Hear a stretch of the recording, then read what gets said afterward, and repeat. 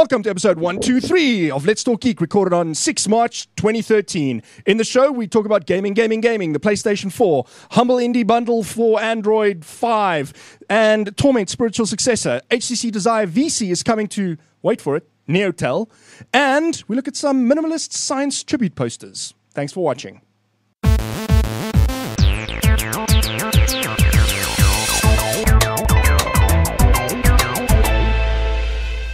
One, two, three, go! In the show with me today is Gerrit Vermeulen. Good evening, ladies and gentlemen. 1, 2, 3. Johan. Johan Els. And 1, 2, 3. James Etherington Smith. Good evening. James is our guest, but he's such a regular fixture, you might as well be called a co-host. Welcome, James. Thank you. I'm Jan Vermeulen, in case you missed that, which you did because I didn't say anything. In the show, we have a random. We have a random for the first time on, I think, 2 shows. Well, before the show, we have a random, so that's a good one. Okay, great. Fruits and veggies in an MRI. What fruits and veggies look like when you put them through an MRI scan. So that is, in fact, not the teeth of a wild... Very, very large beaked crocodile. Something. It's a millie. It's a millie. It's a millie. Exactly. Sorry, that's for South Africa. It's gone. It's So gone. the link will be in the show notes, and in IRC somebody will paste it in, somebody being me, and that's it for the random. Cucumbers, tomatoes. This is glorious. See what happens. If you go and count. This is what happens when you have an MRI machine that's not being used. And if One you go. MRI is and like if- really expensive. Meanwhile, at And a if third you- world hospital. And if you go and go count each of those, what do we put the Millipips. millipips, you'll find 1, 2, 3 of them. No, in fact, there are 123 millipips On each any corn. In any case. on a corn cob. Don't quote us on that, please. Hobby X is happening on this from the 7th to the 10th of March. This weekend. Yeah, at the Oh. Coca-Cola Dome. Oh. That'll be in stardates.co.za. It is, yes. You can just go and, if you check that regularly, you would not have missed Hobby X, because by the time you watch the show, you would have missed Hobby X. Sorry for you. You should have checked Stardates. There will be another one. I think Hobby X is a 6-month thing. This one's at the Dome. At So the there's Dome. usually one at Gallagher Estate, and then there's one at the Dome. Correct. So Both of what's them happening? feature oodles of scrapbooking. Okay. Unfortunately, but if you keep walking around, you'll find other hobbies. There are some gems every now and again.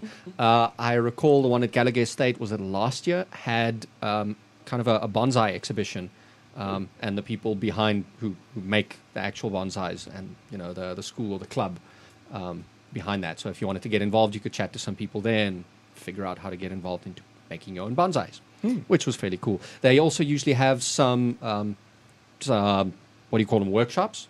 So you can pay an extra bit, do a workshop, have a new hobby. Good fun. Cool. There's also a model aircraft air show. Air show. As in, like a way to crash a model aircraft into the ground. That's correct. On the 10th of March. South African Model Airplane Association has their 10th of March exhibition day at Swartkrop Air Force Base. If you want to see some incredible remote control flying planes, it's just the right place to be. And helicopters, I hope?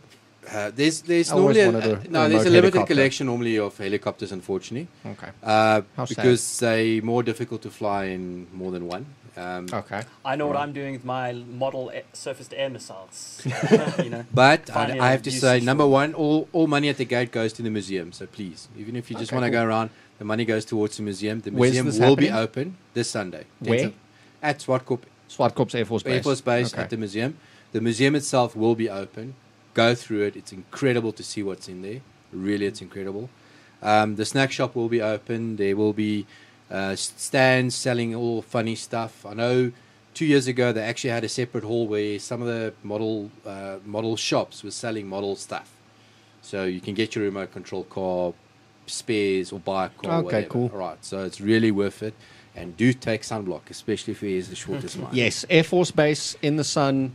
Always. It's just take sunblock and just keep smearing it on. If you still have some left by the end of the bottle, by the end of the day, you're doing it wrong. Yeah. That bottle should be gone. Right. But it's definitely worth it. Go there.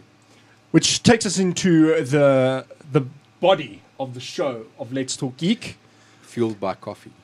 First up, though, if you're just joining us, tune in on the RSC channel and come and chirp us and join the rest of the discussion there. It's always quite lively.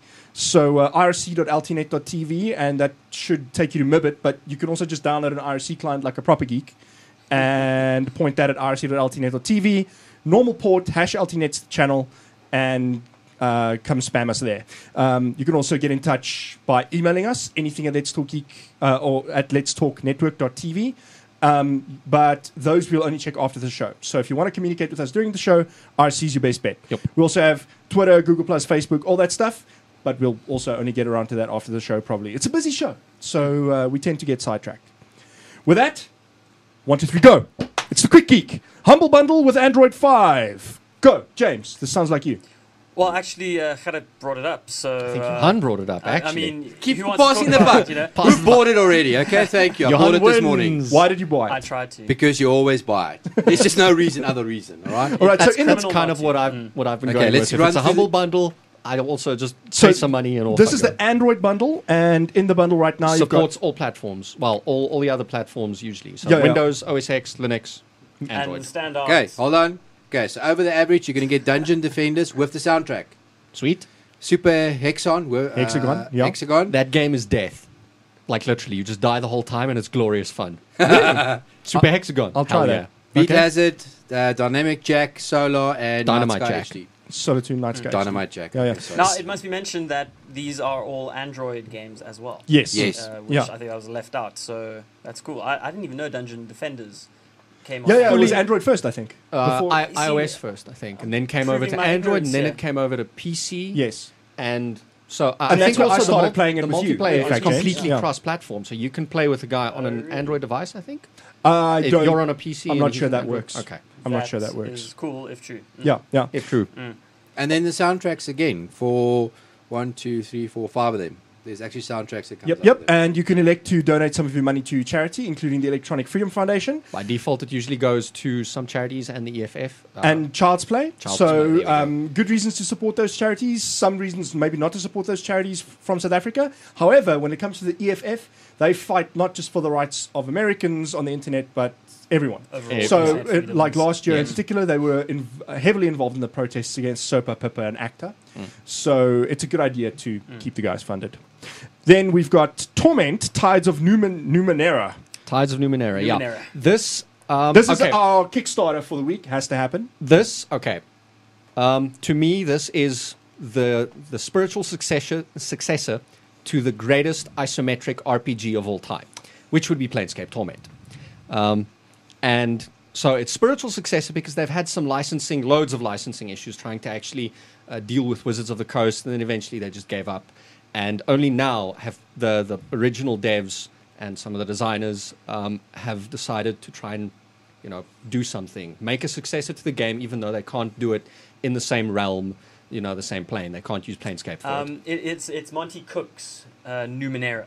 He created a new tabletop realm System, called Numenera. Yeah. And him and Colin McComb, one of the they're both original creators of Planescape, so good pedigree behind the creative design side Yeah. of the development team. Yeah, and led by Brian Fargo, who is a name in his own right in the industry. All the classic games tied to his name include Star Trek 25th Anniversary, The Bard's Tale, Battle Chess, Castles, Wasteland, Fallout, and of course Fallout Kickstarter success Wasteland 2, which is also in Exile Yes. behind it. So, really So In Exile is exciting. really getting like a decent amount of funding for their games from Kickstarter. It looks like this games company is Yeah, effectively funding themselves through This Kickstarter. seems to be the way that they like doing it. It's not And just it's working us for them. who is really excited about it. We checked just before the show Just started. before the show started, Um, so at 5 minutes before the show, 1955, it was at $671,451 of their they want 900,000. And today, it's today's It opening day. launched today, Like this at, afternoon I at- think 2:00 yeah, somewhere around GMT. there. I can't quite remember. So But it was it's been about 4 skyrocketing, o'clock South African So time. I'm going to be completely, One, two. completely different, and I'm going to say that I did not pledge for this, despite loving Planescape Torment and agreeing that it is absolutely the best isometric computer role-playing game, Western computer role-playing game ever developed and ever put together. I'm not going to put money towards this thing until I see it done. It's fair enough. I mean, it should be the way a lot of people There are certain approach things games, that are too holy to make sequels for. It's not a Planescape sequel. Torment. It's a spiritual sequel. It's Sequel's a supposed sequel. but I mean, It has if they Torment in liked the it- name. if they make didn't it a bother- sequel. The thing is, I want to support this because Torment's style of telling a story Yes. is the type of style that I want to see in more games. The strength that Torment had was in its characters. I agree. And so And its narrative. few... Well, its And- narrative was great, yes. but the narrative was directly tied to the NPC stories. That was... If you didn't actually talk to any of the other NPCs, if you didn't talk to Dakon or Mort or any How of many those... levels did it have? Levels? Levels. Didn't work 1, that 2, way. 3.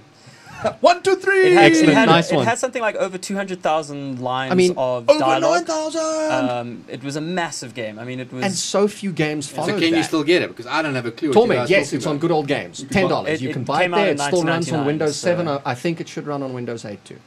Now, here's the thing that put me off initially when I saw this, because I read about the game before it launched on Kickstarter, because Obviously. they were actually punting the fact that they were going to Kickstarter before they actually launched on Kickstarter. And the thing that they did was, now, Planescape Torment, there's this recurring theme called what can change the nature of a man, right? So with Torment, Tides of Numenera, they're basically doing. They didn't even like dig very deep. They basically took that thing that was such a hit and made Planescape Torment so memorable, and they just tweaked it to say something else, like what can change the course of a life, or something like that. I don't know if they're just playing off the success of Planescape Torment for that reason. That's the reason I mean, didn't buy. You know, there's going to be a huge amount of narrative going on, so you can't just dismiss it on that alone. Well, but of course, wait until it that comes was- out. I am we'll dismissing it tell on you that what it's alone, like. and when Yeah. it comes out, I'll reevaluate my decision. We've just cracked 700,000, by the way. Good. Holy grief. smokes! Will they so hit it looks like 900,000 they're going to before the get end of the funded show? before the end of the day at least. At least, yeah. Maybe even before the end of the show. Who's taking bets? 1, 2, 3, go. And on that note, Gimp Magazine episode 123. Issue 3 of Gimp Magazine is out. Indeed. Gimp Magazine, for those who don't know, is a magazine about our wonderful... The real photo editor. About the Okay. real photo editor, the open source GNU image manipulation program. Okay, I didn't even know this existed. That's, Yes, that's cool. it's been okay. out for, 12 months, 18 months around there. They release a new Jeez, episode or a new issue. I'd be lying to you. It's either half a year or quarterly. So 4 issues a year, I think. And now we're at 3. I haven't actually looked at it Okay. yet, but I have downloaded it. It's on my tablet. Cool. But they have some really interesting content. They talk to people who create things in GIMP, who use it as their photo editor. So that, I think they have a lot of extra photography stuff in it this time. People who use it literally to create their art. And get their stories, how people create things, get some walkthroughs, how do you do this type of thing. Yeah, sounds useful. So it sounds like it's really cool. It's Yeah. free. Of course. Would in expect the so, style yeah. of GIMP. And it's available on Issuu. You can download it as a PDF, as an EPUB, as I think, no, probably not a Mobi, but a couple of formats. Get it onto whatever e-reader you like or your PC, and off you go. Cool. Nice And one. of course, share it. Yeah. And talking about Issuu, one of the platforms that they're using to distribute, I quickly wanted to mention that.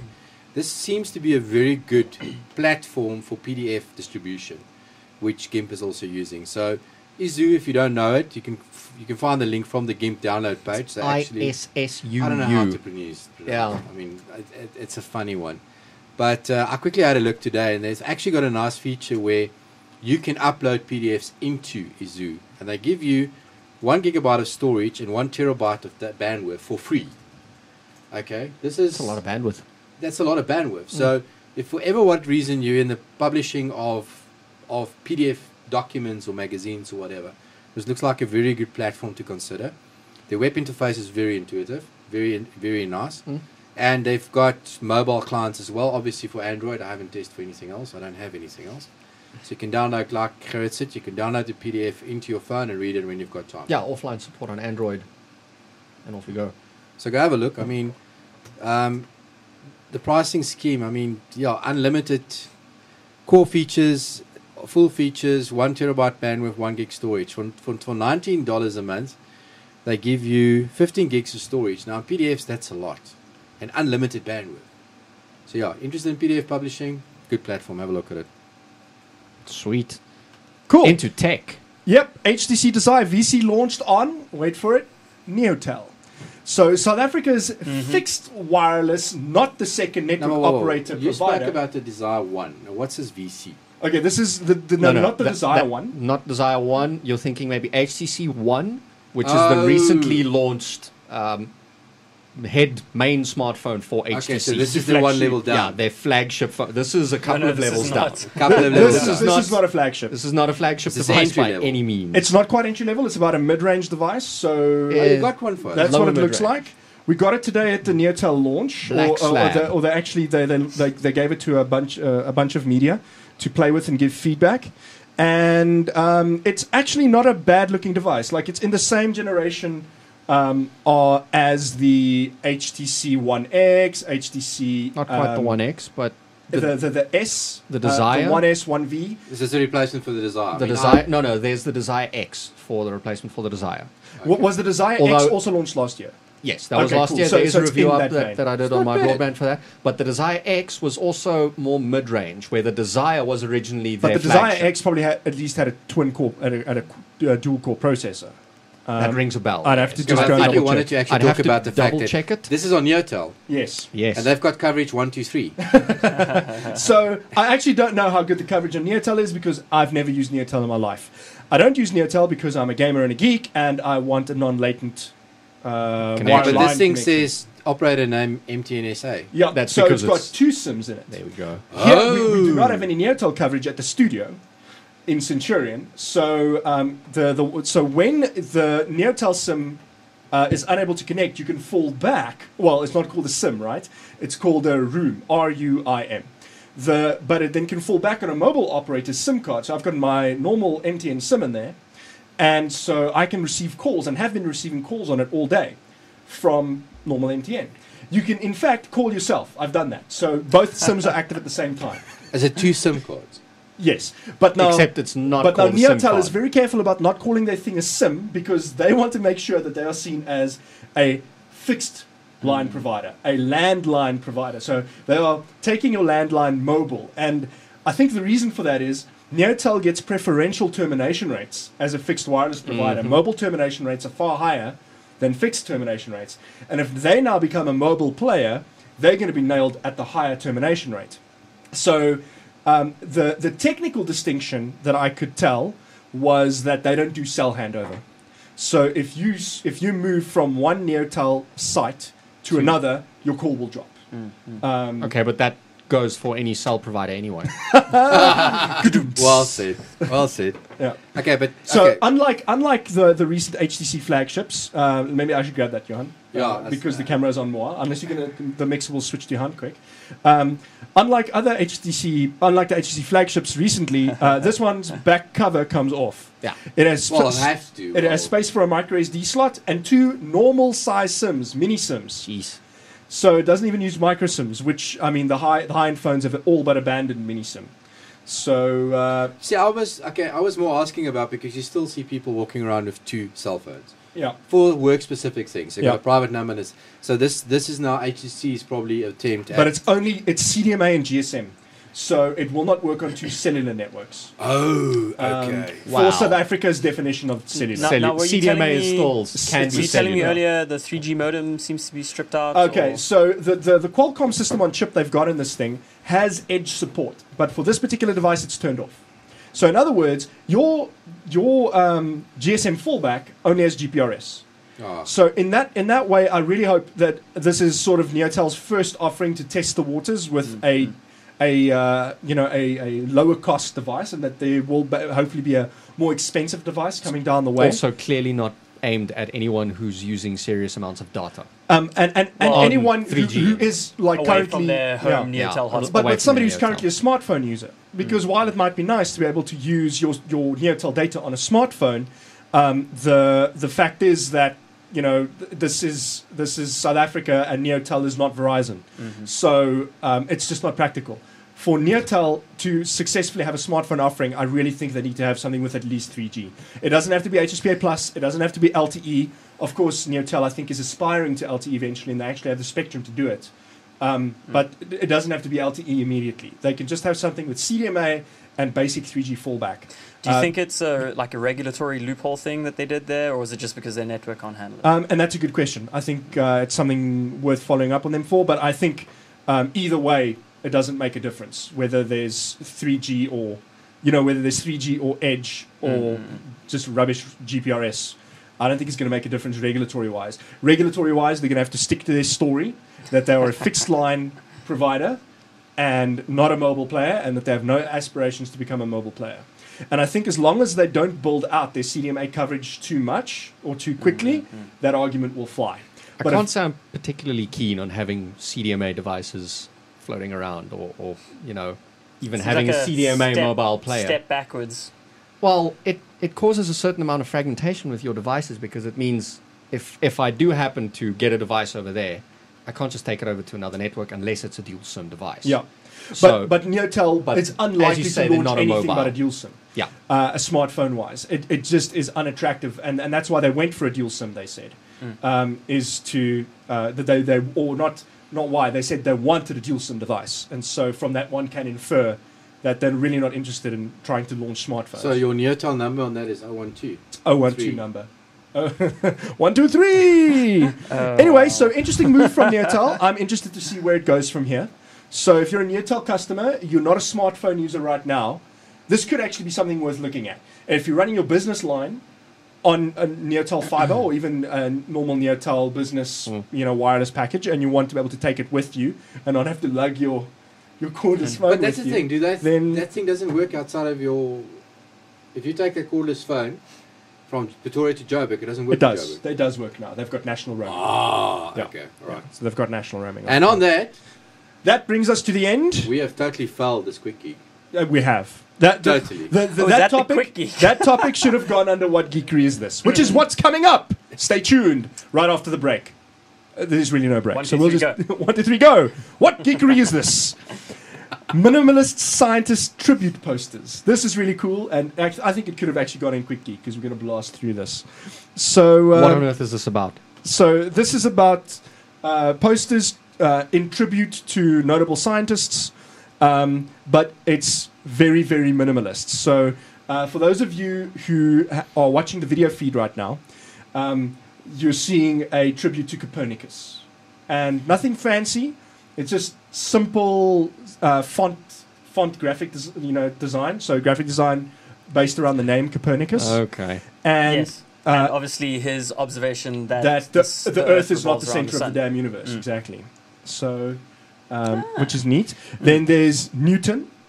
There's Darwin first. So Obvious. things growing with evolution and so on. So So Galileo. Yeah, cute. Galileo Galileo. with the telescope, he's looking at the sky. I don't know what order the mixer has this in, so we're at your mercy, mixer. Then there's stuff for like Einstein, which is MC squared Einstein.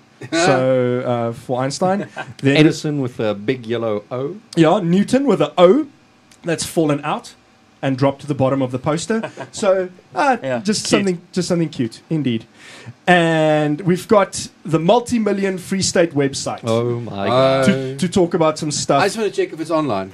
It seems to be loading at the Still moment. going. It's called Free State Online, and this is going to be our bit of our rant topic for the show. It's I not think. rant. It's not ranting. I mean, it's just trying to understand. So the Sowetan at the start of the week reported that the Free State government blew 140 million rand on a website.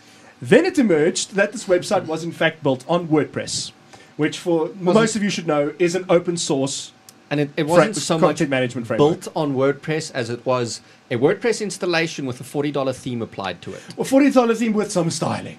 It's, but I mean, And it wasn't very good either. Yeah, A little bit of that. Like Yeah. maybe. So the Free State government has shot back. They say it's not 140 million.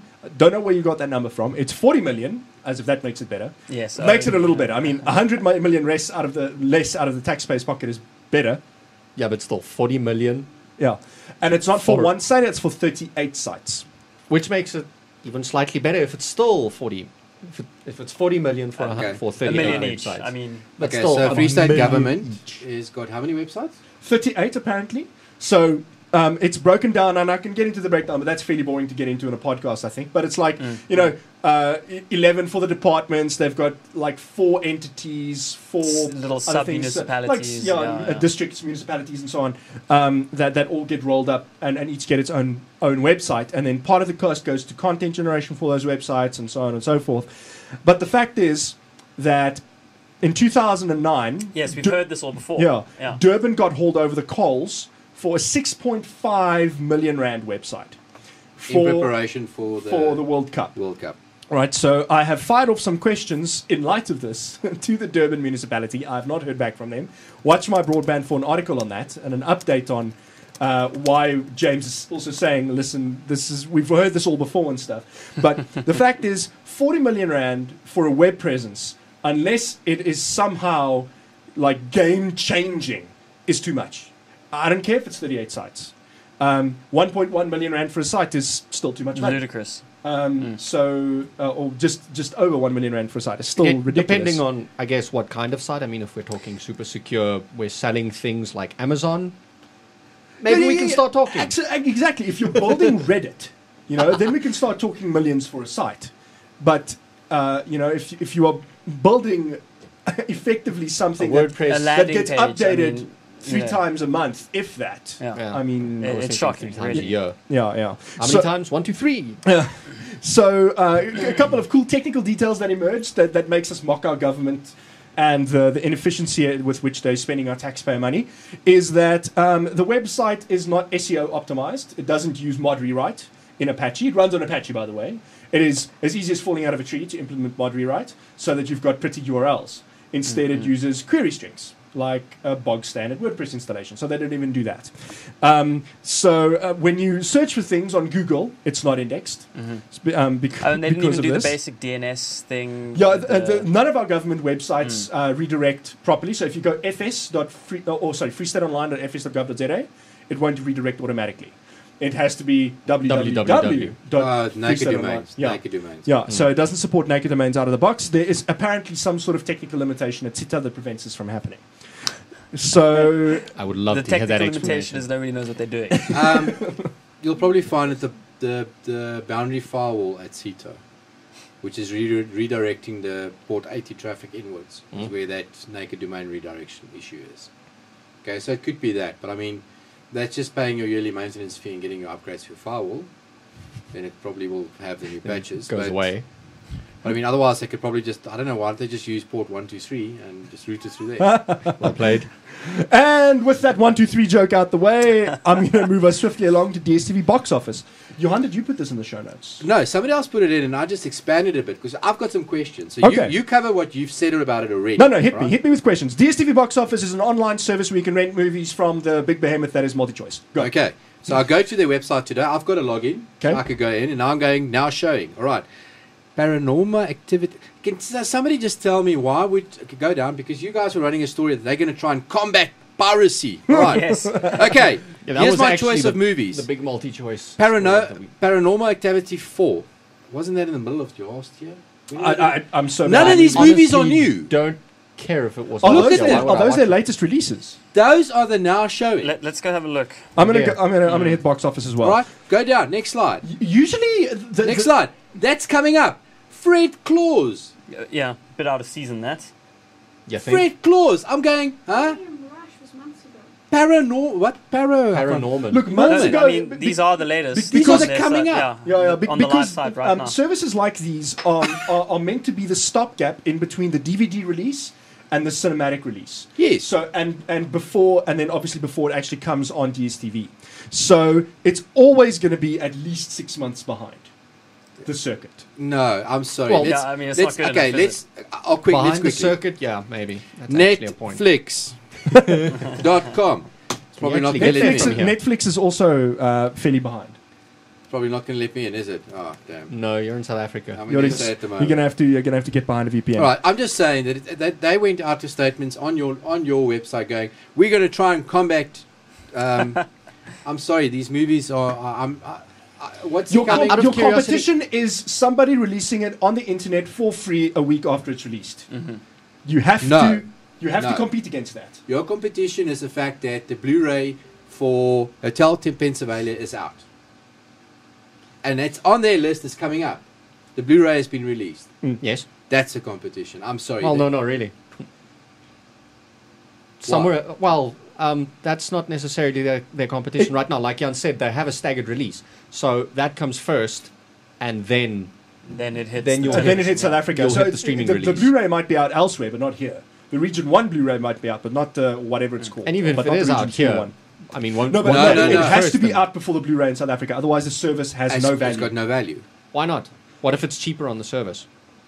So Yeah, I guess, a and Blu-ray if is- it's available before you can rent it from the video store, obviously, I guess there's value in that. Except I wouldn't rent anything from the video store because I always end up getting something scratchy that won't play, and I have to sit through those crappy ads in the beginning Yeah. about you wouldn't steal anything. Okay, I rented this. I'm okay, not let me stealing. rephrase my question. So, what are they actually? Because I'm coming back to where they're trying to say they're going to try and combat piracy. If you want to combat piracy, make it available that I can see it before it gets to the video store. Am I right? Yeah. Now, I'm actually on. But by video store, you mean before the Blu-ray is available for you to buy from whoever. Look at this in Amazon. phase 2, Amazon. Take a lot. No, Yes. that's your competition Kalahari. right there, is Amazon. Yeah, because at the moment I can't go to the movies. I just physically having a family, 3 small children, going to the movies is not an option for me. But I don't want to wait until whenever to actually be able to watch the movie. So fill that gap for me. Yes, Yeah. yes. So okay, I'll chat to them about it, but I can tell you what the answer is going to be, and that is that they are beholden to the content owners' schedules. Oh no, fair. So the people who own content need to understand that their business model is under severe pressure. So It's dying. It needs to be rethunk. yeah, exactly. the delay between cinema and being able to buy it legally, I think that gap is too long. They must really shorten that gap, because then that's what's making piracy attractable. It's because you're waiting so long to see the movie legally, want to buy it legally so you can watch it, then you just fill it by just okay, we'll get it. Yeah, exactly. If you have And- how are we going to put it? If you have more malleable morals, Yeah, that's it, But then isn't you it? also get it in the Very format smart. that you want, in the quality that you want, and you can watch it where you want. and you don't have to deal with unskippable cinematics in front. You don't have to deal with wonky ads telling you not to steal things when you didn't. You don't have to deal with DRM issues or device issues or any of I was that. like, oh, sorry, Weird format Yeah, this is a issues. Region 1 DVD, which the video or Blu-ray, which the video store has imported for those of us who have hacked Blu-ray players. But if you pop it into your PlayStation or whatever, that's not going to work. Yeah. Anyway, with talking about the PlayStation, going back to gaming news, the PlayStation 4, James, has been announced. There was like an official event for it and everything. We haven't Yep. really spoken about it in depth. So what's the latest there? Well, okay. I mean, where do you want to begin? Should we dig into? Let's start at the announcement. Well, let's start at the announcement. What exactly did they announce? They announced everything around the PlayStation 4, and then they turned on the lights and told everyone to get out of the auditorium, and they hadn't shown off the device. So everyone said, "Well, what's going on there?" Apparently, it's still in prototyping. They haven't got the final design down yet, but we do know it's an 8-core AMD chip, GDDR5 RAM, 8 gigs of it.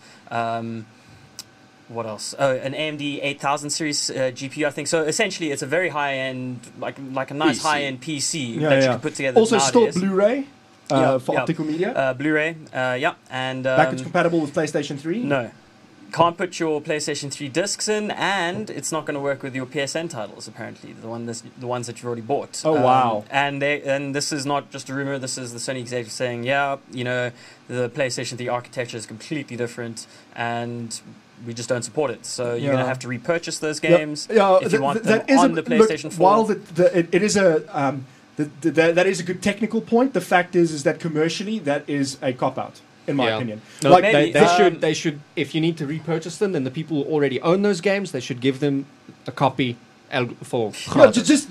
just give us a recompiled copy Well, you know give what I them own. You know what I own. You give me another copy in How the does format Steam does that that. thing can Steam actually gives me play. the Mac version of How, the games. how do I not just go to the video store, rent the game, quickly pop it in, link it to my Yeah, PSN okay. Well, account? when it comes to the Physical. offline games, the physical games, I understand that there are limitations.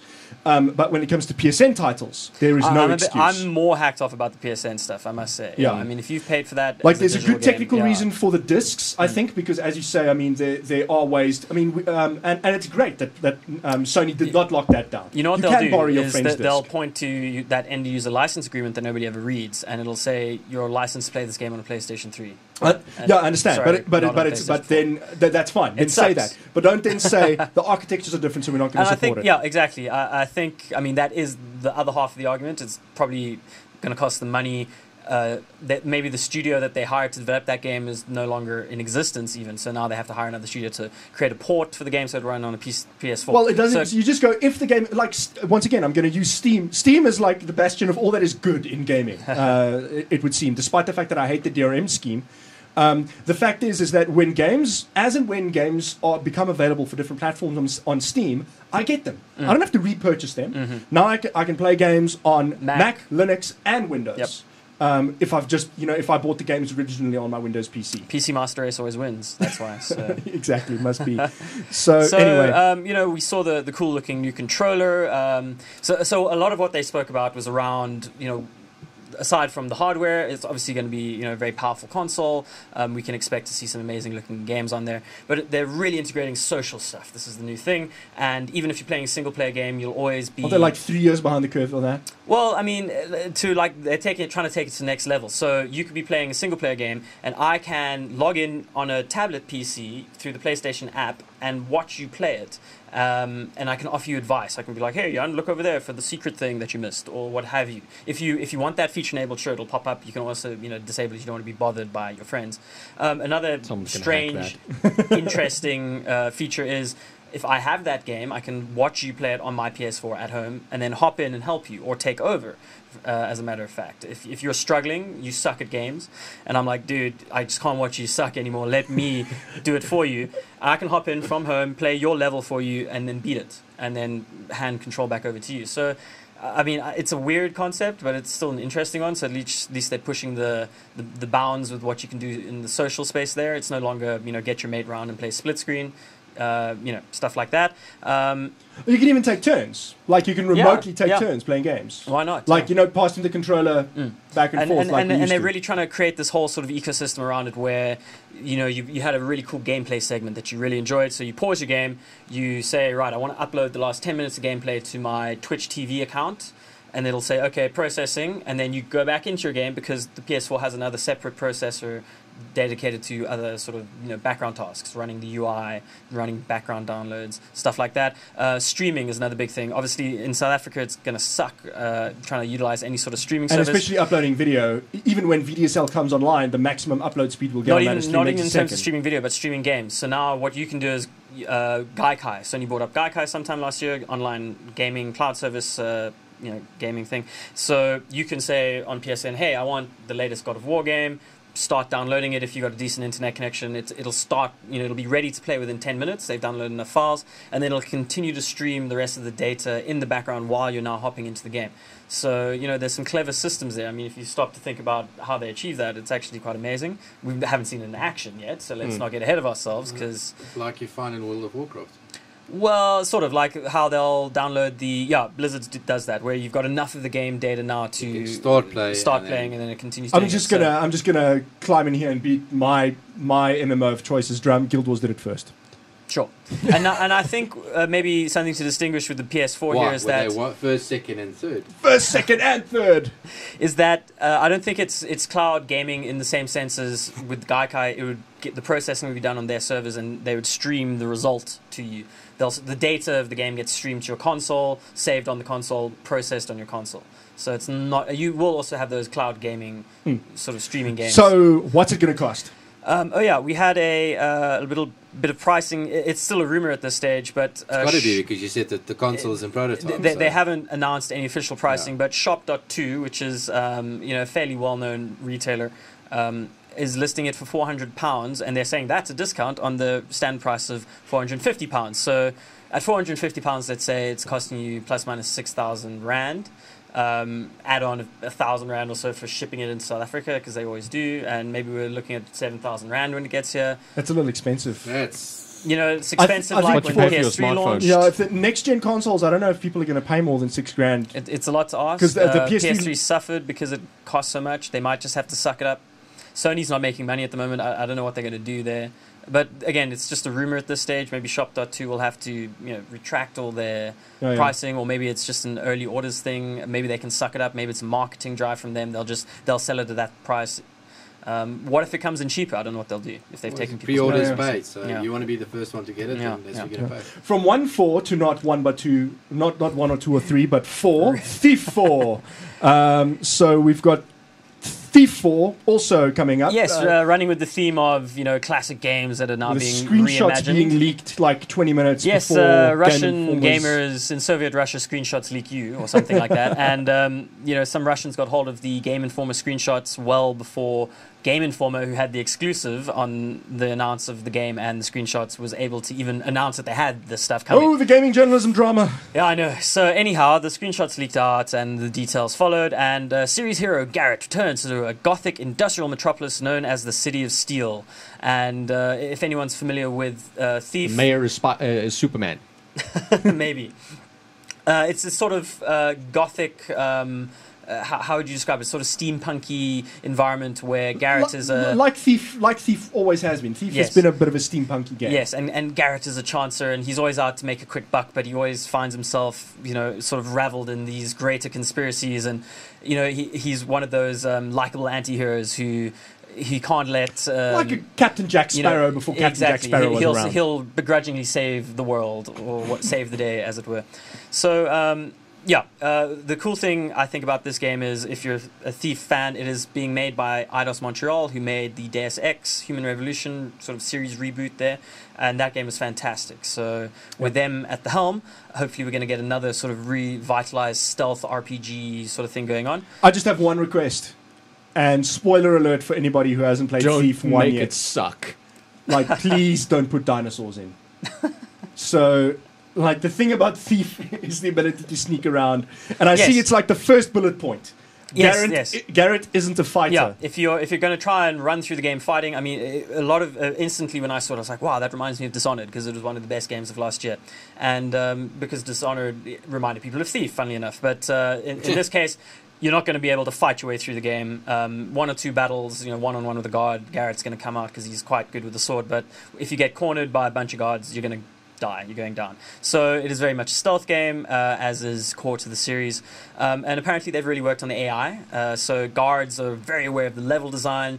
They're not just going to be those stupid guards who stand around saying, "Was that a rat? Yeah. Oh, never mind." And and even hide that behind happens. a corner and then they walk past you and walk back up. And even that happens in Dishonored sometimes. Yes, exactly. It does. But game mechanic wise, I didn't mind it that much because it would have been very frustrating otherwise. Yeah, so it'll be interesting to see if they can implement it without it becoming too frustrating. Maybe it'll be a super Thief difficulty where they will go investigate every single dark corner that they know of in the level, because apparently the AI is aware of the level and suss you out. So you must hide, but you must also be quick on your feet and move from cover to cover, maybe, as a Thief would probably have to do.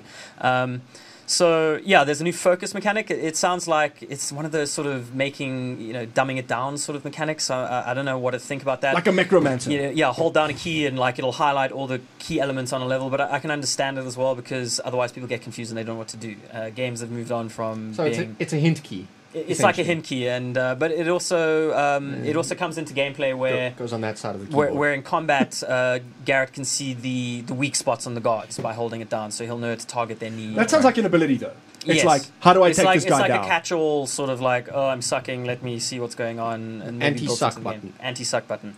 Well, it kind of reminds me of, it depends how they implement the feature, but from Sherlock Holmes, where like they have that, that moment, like everything slows down, And he narrates he narrates exactly how he's going to kick this guy's ass. Look, I mean, it remains. That's not swearing if I'm talking about It donkeys. remains to be seen Which is a how they different story implement it. altogether. Deus Ex did a good job of doing these sort of things as well. So I need to play Deus Ex. I think I have Very it. good I just game. haven't played it. Yeah. So, all the classic stuff's returning. The blackjack to knock out guards, bow with special arrows, ice to make them slip, fire arrows. I love arrows that shoot water. Yes, I mean, it's to put completely out improbable, but torches, it was exactly. fantastic. And there's a new grapple claw, which again reminds me of Dishonored's blink ability. And I think that was a good thing for the game because Thief could be a bit too ponderous. It took you too long to get from area to area. Especially considering that, the game is meant to punish you if you get discovered and yes, die. exactly. And you die and you have to start all over again. So at least if you can grapple up to an area quickly and save you some time, maybe that's a cool thing and keeps the gameplay exciting without people, this gamer syndrome of getting bored after a few hours and never going back to it. Mm-hmm. That brings us to the end of What Geekery Is This? And with that, if you want to stop here, you're more than welcome to, but you will miss the kicker. So stick around for that. The kicker, courtesy of Gerrit, thank you for ruining this, is a song. 1, 2, 1, 2, 3. And that's it. It's 9 inch. This is how anticlimactic it is. It is 9-inch a mashup between 9 Inch Nails and Carly Rae Jepsen. Now, for those of you who don't know, where have you been on the internet? Carly Rae Jepsen is the pop star, Canadian pop star, I think. Actually, she was one of the biggest sort of memes of 2012 for last year, but she is responsible for the song "Call Me Maybe," which is a line that's been worked into everything. Yes. Something me maybe. So it is also the song that if you start listening to it, you won't get out of your head for a week at least, and then you'll hear it again, I don't suffer from and this then problem. you won't get it out of your head for an extra week. It's this vicious song. It took me something like 2 months to get that song out of my head, and they use the tune, and then they have 9 Inch Nails over it, and I hated it. Yes, James hates me for it. James is a metalhead. But it's also kind of cool for me to see that you have these awesome mashups with 9 Inch Nails, because 9 Inch Nails got mashed up with Never Gonna Give You Up as well. So you got NIN rolled. Exactly. And it's fantastic. It's actually a really good version of the song. If you go and listen I to remember it. that was great. The 9 Inch? It's the 9 Inch Nails mashup with Rick Astley is actually kind of a cool version. I remember that was a great song. Yeah. Okay. Which one is now becoming the great song? The Rick Astley or the 9 Inch? Rick Astley one is the irritating Rick rolled one. That's just it's You know, the moment that's- you go ugh in the That's office. acceptable for a whole You bunch are of But other the very 9 young. Inch Nails plus Rick Astley, it's 9 Inch actually Nails kinda plus cool. Carly Rae Jepsen is And a travesty. Now It's 9 Inch even allowed See, to it's be a travesty perpetrated. now. And I think, But in in this a way, case, 9 internet Inch Nails is censorship like is linked to these ultimate required. memes that we have. Well, ultimate memes. We have these memes on the internet, and 9 Inch Nails is part of the core of them. And I think that's a special place for 9 Inch Nails to be. It's a good argument, but I still hate it. Go listen to the song and hate me later. Yeah, Maybe. hate me later, maybe. With that, 3, 2, One last thing. Torment, Tides of Numenera. Yes, how During much? the show, it has made over $100,000. It's now on $776,992. I'm just in the wrong business. I mean, Yeah, I mean, it has they made are $100,000. $130,000. Dude, if I can make $100,000 in an hour. Whoa, the $100,000. So if we keep the show going for another hour, then it will be funded. and then it will be At this funded. rate, yeah. they need $130,000 to finish. Obviously, it's going to get funded. The question is, Yeah. how much will they now get in the next? How much are they 30 going to days? go over? Because And- some of these Kickstarter guys have clocked up crazy amounts, millions of dollars for Yeah. their little game projects. So And yeah, it's really cool. I haven't actually checked, but I mean- what are the stretch goals going to be? They haven't even indicated that stuff yet. So they're obviously going to go into stretch goal territory, and that'll be interesting. They've got a I mean, month it's- to milk people for stretch goal. Yeah. money. Exactly. So it's Hooray. done. There it is. Well, let's just say there's a bunch of executives sitting there looking at this project going, We should have published this thing. Well, I mean, Brian Fargo actually in his little video, you guys must go and watch it on the game. Mox, metric-driven publisher, is the character that he created in the video, and the metric-driven publisher pitches up and says, "Hi, I heard your game's got a lot of traction. I want to buy it. I want to buy into it." And Brian Fargo No says, need. "No thanks." They've got all the backing they want. All right, I also want to self-correct myself since you brought up Torment Tides of Numenera again. The question the game seeks to answer, apparently, from the website is, what does one life matter? Aha, Yep.